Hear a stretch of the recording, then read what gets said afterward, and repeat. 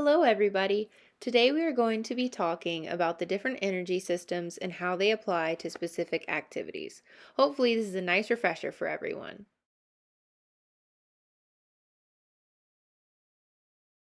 The first system that we will be talking about is going to be the ATP-PC system, which is also known as the phosphagen system.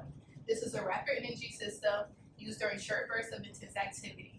This reaction shown shows the process of how energy is created in this system. This system relies on stored phosphocreatine to quickly replenish ATP, which is also known as the primary energy currency of the cell, which is later used in a different reaction to harvest energy to use. Oxygen is not required for this reaction to happen and provides a rapid source of energy for activities lasting up to 5 to 15 seconds. However, the stores of phosphocreatine are limited, and once depleted, this system cannot sustain high intensity activity. Oh, that makes sense. It's kind of like a sprint. But then what happens next? I know. It's glycolysis, right? Yeah. Okay, so now we're going to talk about glycolysis. So this is going to take place shortly after the ATP-PC system that we just told you guys about. And this is going to include activities that are going to require a little bit longer bouts of energy. Oh, so instead of a short sprint, it's like a 400-meter dash. Exactly. So, like I said, this is glycolysis, and it's going to start with the energy investment phase, and it also has the energy production phase. And so in the energy investment phase, you're going to start with glucose, or you could start with glycogen.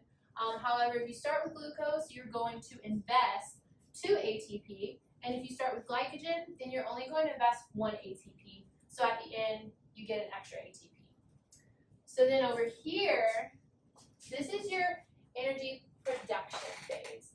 So that was before, and then now we're going to move into this, and you go through all of these different reactions, and you end with pyruvate. And then pyruvate is going to reduce into lactate, and then you're actually able to start the whole process over again. So over here, at the end, you're actually going to end up with 2 ATP and 2 NADH. But don't forget, like I said earlier, if you start with glycogen, then you'll actually have 3 ATP, which is a little bit better. So overall, at the end of glycolysis, you should have at least 2 net ATP. So what happens when there is oxygen then? That's a great question, Kaylin. So if there is oxygen, then actually you're going to end with pyruvate, and then pyruvate is going to shuttle down into the Krebs cycle, and then we're going to start that process up.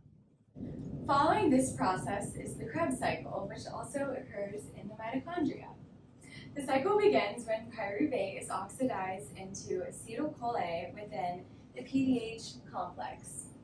Acetyl-CoA then forms into citrate, which undergoes a series of reactions, leading to the release of 2 molecules of CO2. Along the way, the NADH and FADH are also produced, which serves as an electron carrier that fueled the electron transport chain. A total of 3 NADH, 1 FADH, 1 ATP, and 2 CO2 are produced per 1 molecule of pyruvate. Our final step is the electron transport chain, which also occurs in the mitochondria. It consists of a series of protein complexes and mobile electron carriers called cytochromes. Electrons from NADH and FADH that were made in the Krebs cycle are passed along the cytochromes to produce ATP.